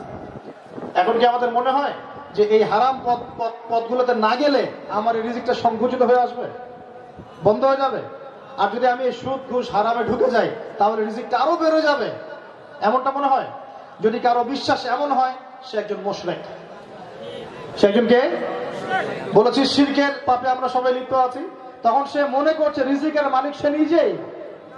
তখন সে মনে করছে কি রিজিকের মালিক সে নিজেই, হারাম ভাবে রিজিক না নিলে তার রিজিক আসবে না, তার মানে সে রিজিকের দায়িত্ব নিয়ে নিচ্ছে, এটাই শিরক, এটাই কুফর। বাংলাদেশের মানুষ তো শিরক বোঝে না, কুফর বোঝে না, আরবের মানুষরা বোঝে শিরক কি জিনিস। প্রিয় ভাইরা, আমরা স্পেশালি যুবক যারা আছি, আমরা বড় বড় সেকশনে জব অ্যাপ্লাই করবো ইনশাআল্লাহ। আপনি জ্ঞান অর্জন করে, যোগ্যতা অর্জন করে রাষ্ট্রীয় বড় বড় সেকশনে জবের জন্য অ্যাপ্লাই করবেন ইনশাআল্লাহ। যত বেশি ভালো মানুষ উপরের লেভেলগুলোতে যাবে, সমাজের অন্যায় তত কমে আসবে ইনশাআল্লাহ। অতএব আপনি এখান থেকে ব্যাকফুটে আসবেন না, আপনি চ্যালেঞ্জ গ্রহণ করবেন, বড় বড় বিশ্ববিদ্যালয়ে পড়বেন, ওই অবস্থায় পরেই ইমান ধরে রাখবেন ইনশাআল্লাহ। ইমান ধরে রেখে দেখাবেন, বিসিএস পরীক্ষা দিবেন, মেডিকেল সায়েন্সের পরীক্ষা দিবেন, ইঞ্জিনিয়ার হবেন, আপনি পলিটিশিয়ান হবেন, আপনি বড় বড় সেকশনে যাবেন ইনশাআল্লাহ। এবং সেই সেকশনগুলোতে গিয়ে আপনি আপনার জ্ঞান দিয়ে, আমানত দায়িত্ব দিয়ে, ইমান দিয়ে, ইসলাম দিয়ে দেশ এবং জাতির খেদমতে কাজ করবেন ইনশাআল্লাহ। পারা যাবে না ইনশাআল্লাহ? খালি ব্যাকফুট চিন্তা কেন? অনেক ভাই, দিনী ভাইকে দেখি নামাজ কালাম ধরার পরেই মধুর ব্যবসা, ব্যাস, মানে এটাই একমাত্র সোর্স, আমার আর হালাল খাওয়ার কোনো সোর্সই নেই। সবাই এইদিকে চলে আসতেছে কেন? তাহলে এইসব সেক্টরগুলো ফাঁকা পড়ে যাবে না? চ্যালেঞ্জ গ্রহণ করেন, খালি বললেই তো হবে না কথা যে অমুকে খারাপ তমুকে খারাপ, এই সিস্টেম ভালো চলে না। চ্যালেঞ্জ গ্রহণ করে সিস্টেম পরিবর্তন করতে হবে তো, নাকি? এই পরিবর্তন কি জিন জাতি এসে করে দিবে নাকি? না আল্লাহ ফেরেশতা পাঠাবেন? না আমাদেরকে করতে হবে? কোনটা? আমাদের তো বয়স নাই, আপনারা অ্যাপ্লাই করেন, বড় বড় সেকশনে যান, গিয়ে এই দেশকে নেতৃত্ব দেন, আল্লাহ পাক তৌফিক দান করুন। প্রিয় ভাইরা, কয়টা বলেছি? 3টা। 4 নম্বরে আসেন এবার আপনাদের জন্য, সেটা হলো যদি বিয়ে করতে হয় একটা নেককার মেয়েকে বিয়ে করবেন। নেককার মেয়ে নাই, বিয়ে করার দরকার নেই। একটু দাঁড়ান, যদি বিয়ে, আপনার জ্ঞান হয়ে গেছে তো, এখন জ্ঞান হয়ে গেছে, আমল হচ্ছে মাশাআল্লাহ, আপনি হালাল রিজিকের সোর্স পেয়ে গেছেন মাশাআল্লাহ, এখন আপনার দায়িত্ব হচ্ছে চরিত্র হেফাজত করার জন্য বিয়ে করা। এবং বিয়ে ছাড়া চরিত্র হেফাজতের অন্য কোনো মাধ্যম নাই, কোনো মাধ্যম নাই। বাকি যত মাধ্যম আছে সব আপনাকে জেনার দিকে নিয়ে যাবে। আর জেনা এমন একটা পাপ যার ফলশ্রুতিতে ভূমিকম্প নেমে আসে আল্লাহর পক্ষ থেকে, ভূমিকম্প নেমে আসে ইনশাআল্লাহ। আর কয়েকদিন পরে একটা লেকচার আসবে, সেখানে দেখবেন যে কোন কোন পাপের কারণে আল্লাহ পাকের গজব আযাব এই দুনিয়াতে এসেছে এবং আসছে কন্টিনিউয়াস। পাপগুলো কি কি আমি আপনাদেরকে ইনশাআল্লাহ দেখাবো অনলাইনে, কোন কোন পাপের কারণে। তার মধ্যে অন্যতম একটা পাপ হচ্ছে জেনা। যখন একটা সমাজের মধ্যে জেনা বেড়ে যায়, তখন মহামারী ছড়িয়ে পড়ে। পরিসংখ্যান দেখেন না আপনি, জেনা কত বেড়েছে, ফ্রি মিক্সিং কত বেড়েছে, ব্যভিচার কত বেড়েছে, পতিতালয়ের সংখ্যা বেড়েছে না কমছে? এই যে অনলাইনে অফলাইনে ফ্রি মিক্সিং, হারাম, জেনা, ব্যভিচার বাড়ছে না কমছে? এগুলো উস্কে দেওয়া হচ্ছে কিনা? হচ্ছে না? তো এটা এমন একটা পাপ, যেই পাপ সমাজে ভূমিকম্পের মতো আযাব নামিয়ে নিয়ে আসবে, মহামারীর মতো আযাব নামিয়ে নিয়ে আসে। এই পাপ থেকে বাঁচার একটা মাত্র হালাল পথ বিয়ে করা, এছাড়া অন্য কোনো হালাল পথ নাই। এখন তো জেনা অনেক আগেই মানে কমে গেছে, মানে ওই লেভেল অনেক আগেই শেষ হয়ে গেছে। এখন চলতেছে সমকামিতার যুগ, এখন সমকামিতার যুগ চলতেছে। কোন কোন ক্ষেত্রে দেখা যায় এখন ভাই আর বোনের মধ্যেও হারাম সম্পর্ক চলতেছে। নাউজুবিল্লাহ বলছেন? ভালো করে দেখেন, বিশ্ব সম্পর্কে খবর রাখেন, দেখেন দেশের অবস্থা। বাংলাদেশের মতো কান্ট্রিতেও, মুসলিম কান্ট্রিতেও সমকামীদের সংখ্যা বাড়তেছে দিন দিন। ছেলে ছেলের সাথে জেনা করে, নাউজুবিল্লাহ। কোন কোন ক্ষেত্রে এটা বলতে লজ্জা লাগে, কিন্তু বলতে হয় মাঝে মাঝে। কোন কোন ক্ষেত্রে দেখা গেছে যে হিপস খানায় গিয়েছে এক ছেলে হিপস করতে, ওখানে গিয়ে শিক্ষকের কাছে বলাৎকার হয়ে গেছে। এক ছেলে গলায় দড়ি দিয়ে পরে আত্মহত্যা করেছে। এরকমও ঘটনা ঘটেছে বাংলাদেশে। কেন হচ্ছে এই ঘটনাগুলো? আমার অবজারভেশন একটা কারণ, সেটা হলো পর্নোগ্রাফি। কি কারণ ভাই?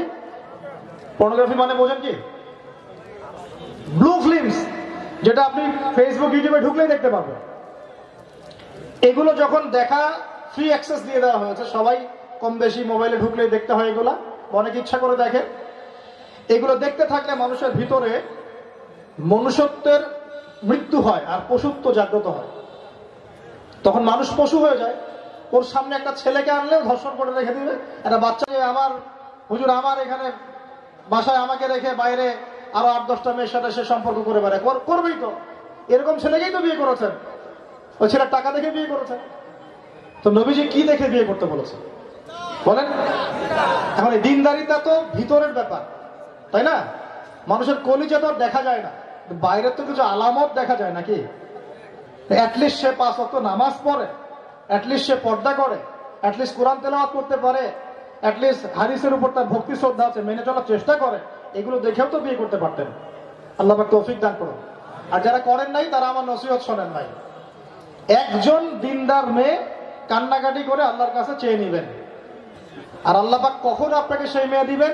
যখন আপনি নিজের চরিত্রকে পবিত্র রাখতে পারবেন। নিজে পবিত্র থাকবেন না, আল্লাহ দিবেনও না। লিখে নেন, নিজে পবিত্র থাকতে পারবেন না, আল্লাহ দিবেন না। আল্লাহ পাক অপবিত্র মানুষকে অপবিত্র জিনিস দেন, পবিত্র মানুষকে আল্লাহ পবিত্র জিনিস দেন।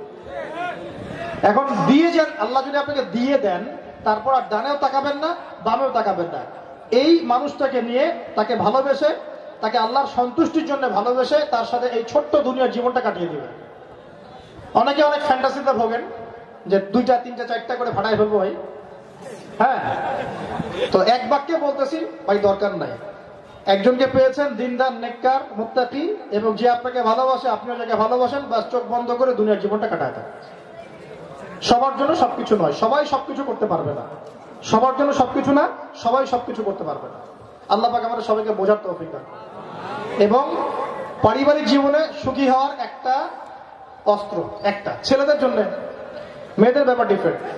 একটা, সেটা হলো আসসাবর, আসসাবর, ধৈর্য। ধৈর্য, ধৈর্যের চেয়ে বড় কোন গুণ আল্লাহ পাক দেন নাই। ধৈর্যের চেয়ে বড় কোন গুণ আল্লাহ পাক মানুষকে দেন নাই। ধৈর্য ধরতে না পারলে পরিবার টিকবে না। আপনাকে ধৈর্য ধরতে হবে। ভাই কেন বলছেন এই কথা, এটা আপনি বুঝবেন বিয়ের পরে, আর এখন বলে দিতে পারবো না। আচ্ছা, আগে এনজয় করতে থাকেন, 1 বছর 2 বছর 3 বছর যাক, পরে বুঝবেন ভাই ওই দিন এই কথা এই জন্য বলছিলেন। তখন বুঝবেন যে ভাই আচ্ছা, ওই লেকচারে এই কথা এই জন্য বলছিলেন। আমার কথা আপনার মনে পড়বে ইনশাআল্লাহ। সবচেয়ে শ্রেষ্ঠ অস্ত্র কি সুখী হওয়ার? ধৈর্য, ব্যাস, সবর। তো আপনাকে 4টা বললাম। চলমান ফিতনার মধ্যে যদি আমরা জান্নাতের পথে চলতে চাই, আমাকে অবশ্যই জ্ঞান অর্জন করতে হবে, আমাকে আমল করতে হবে নিয়মিত, আমাকে হালাল খাওয়া লাগবে, আদর্শ পরিবার করতে হবে। সিম্পল। 5 নাম্বার, আমাদের সন্তান সন্ততি যারা হবে, এদের সবাইকে আগামী বিশ্বকে চ্যালেঞ্জ করার মতো মানুষ করে যেতে হবে ইনশাআল্লাহ। এটা কঠিন চ্যালেঞ্জ, খুবই কঠিন।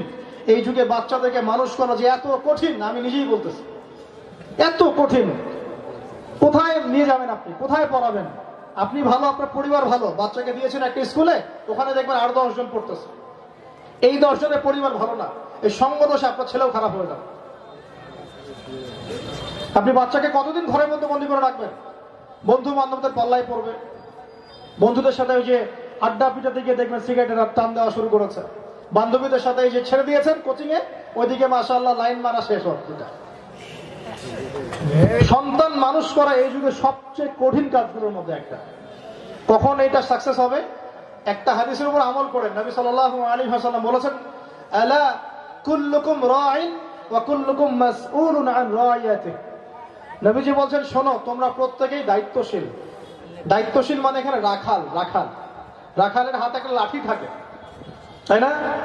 কে কোন দিকে যাচ্ছে ঠিক করে পিটাই দিয়ে। তোমরা প্রত্যেকে রাখাল, দায়িত্বশীল, এবং তোমাদের সবাইকে যার যার দায়িত্ব সম্পর্কে জিজ্ঞেস করা হবে। পরিবারের কর্তা, তার কাজ শুধু এটাই নয় যে আপনি টাকা পয়সা আর্ন করবেন, 3 বেলা খাওয়াবেন, দ্যাটস অল। এটা আপনার কাজ নয়, এটাই আপনার একমাত্র কাজ নয়। এটা আপনার অনেকগুলো কাজের মধ্যে একটা কাজ। পরিবারের প্রত্যেক কর্তা ঠিক মতো, মানে প্রত্যেক সদস্য ঠিক মতো নামাজ পড়ে কিনা, পর্দা ঠিক মতো করছে কিনা, কি পড়ছে, কার সাথে মেলামেশা করছে, বাসায় কি কি ডিভাইস চলতেছে, এরা কি দেখে না দেখে, কার সাথে মেশে, এভরি সিঙ্গেল থিং আপনাকে মনিটর করতে হবে। না করতে পারলে আপনি এই যুগে সন্তান মানুষ করতে পারবেন না। এবং সন্তানদের সাথে, পরিবারের সদস্যদের সাথে আপনাকে ফ্রিলি মিশতে হবে এবং তাদের মধ্যে ঈমানের জজবা জাগাতে হবে। এই দায়িত্ব আপনার আমার। আল্লাহ পাক আমাদেরকে বোঝার তৌফিক দান করুন। এগুলো আপনারা বুঝবেন, হয়তো এখন সব কথা বুঝছেন না, শুরু করেন, দেখবেন এগুলো বুঝতে পারবেন যে ভাই কেন কথাগুলো বলে গিয়েছে। 6 নাম্বার হচ্ছে যে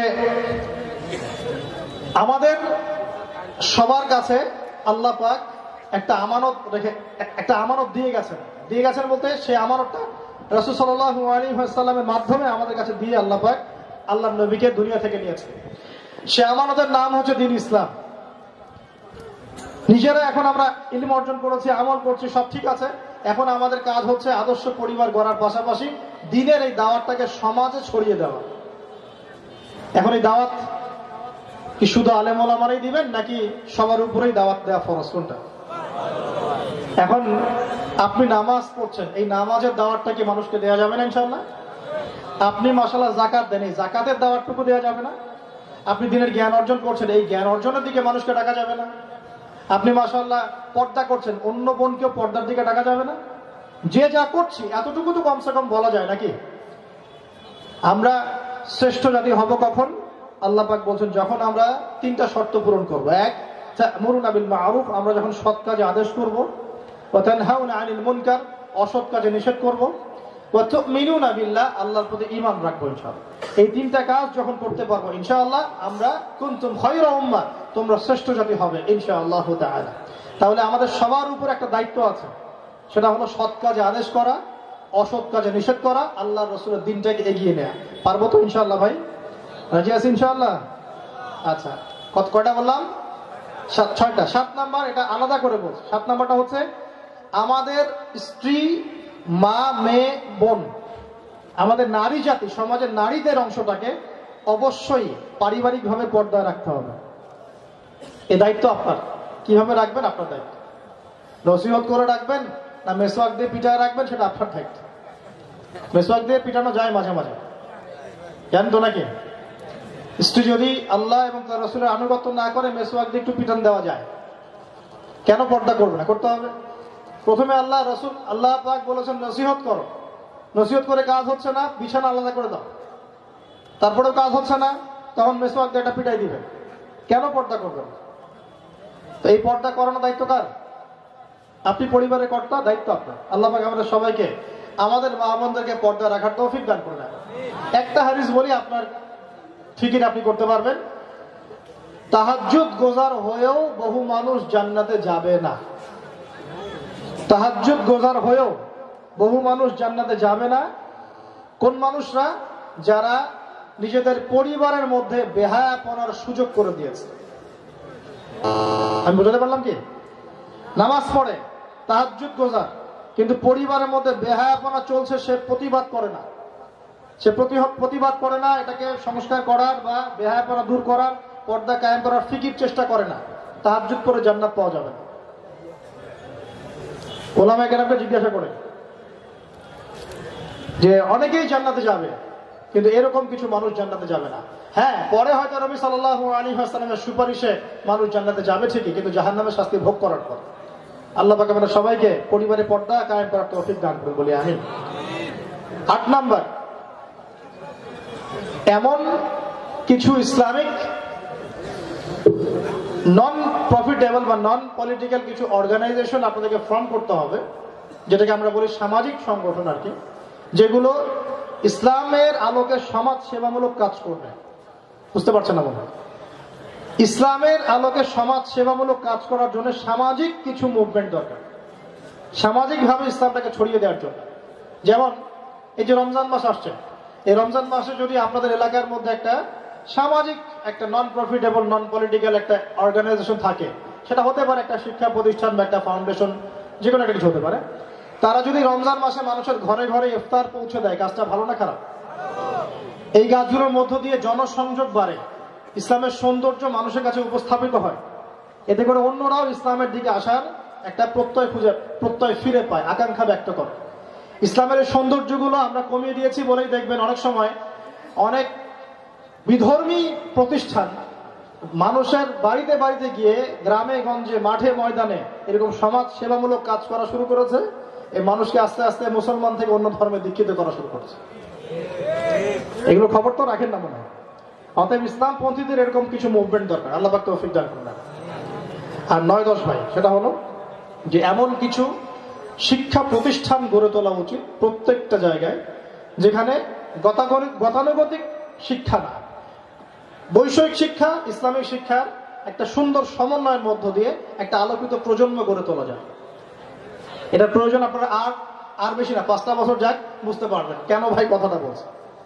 আস্তে আস্তে দেখবেন শিক্ষা প্রতিষ্ঠানগুলোর মধ্যে জাহেলিয়াত যেভাবে বেড়েছে, একটা মুসলমানের বাচ্চাকে ওখানে ঢুকায় ভর্তি করাই দিলে কয়েকদিন পর পূজা করে বের হয়ে যাবে। দেখেন, বিশ্বাস করছেন না? অপেক্ষা করতে থাকে। দেখেন দেখেন এখনো কিন্তু কোন কোন ক্ষেত্রে এটা করছে। সেদিন তো দেখলাম যে মাদ্রাসায় ড্যান্স হচ্ছে। আর যে কতটি দেখতে হবে। তো এখন সলিউশন কি? সলিউশন হচ্ছে আপনাদের যাদের সামর্থ্য আছে এমন কিছু শিক্ষা প্রতিষ্ঠান গড়ে তোলেন যেখানে আপনি আপনার সন্তানদেরকে পড়াবেন একটা কনস্ট্রাকটিভ সিলেবাসে, বৈষয়িক শিক্ষা, জেনারেল শিক্ষা এবং ইসলামী শিক্ষা সর্বোচ্চ সমন্বয় থাকে। আদারওয়াইজ আপনি আপনার সন্তানকে বাঁচাতে পারবেন।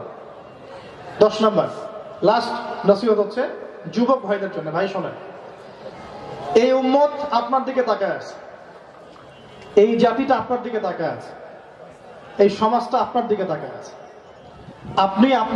আপনি আপনাকে চিনতে শেখেন। আল্লাহ পাক আপনাকে একটা মেয়ের পিছনে ঘোরার জন্য সৃষ্টি করেন না। আল্লাহ পাক আপনাকে মাদকের আসরে বসার জন্য সৃষ্টি করেন না।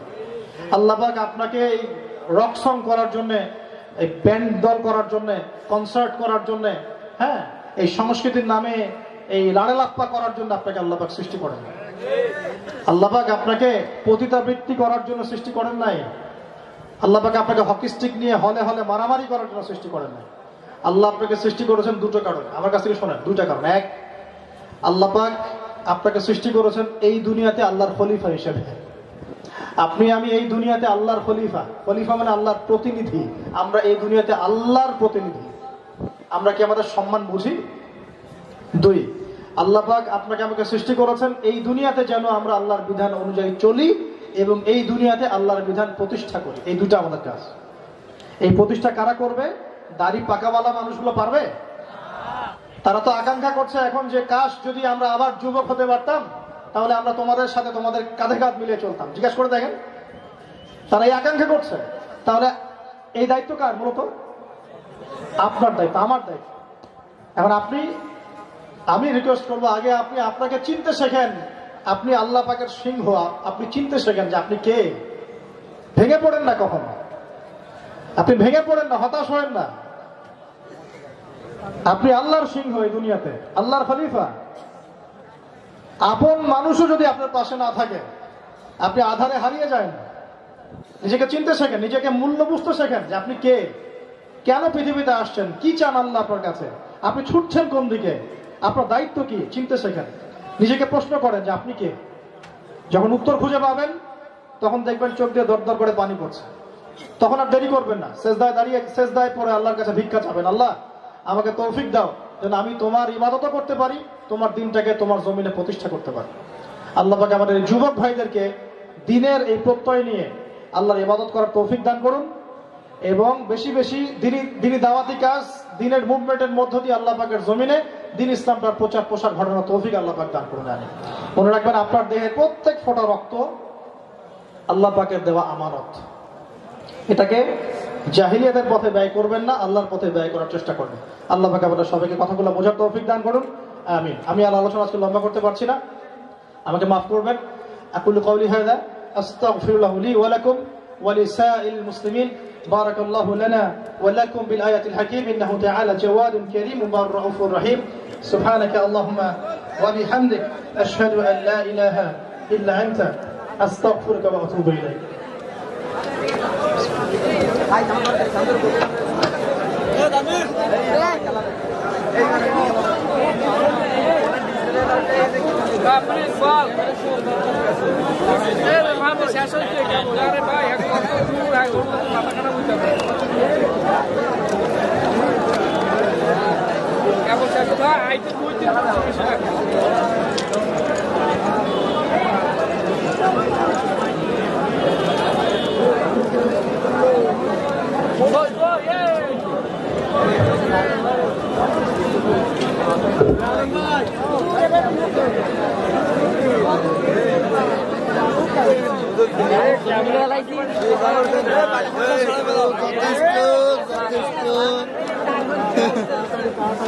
যথেষ্ট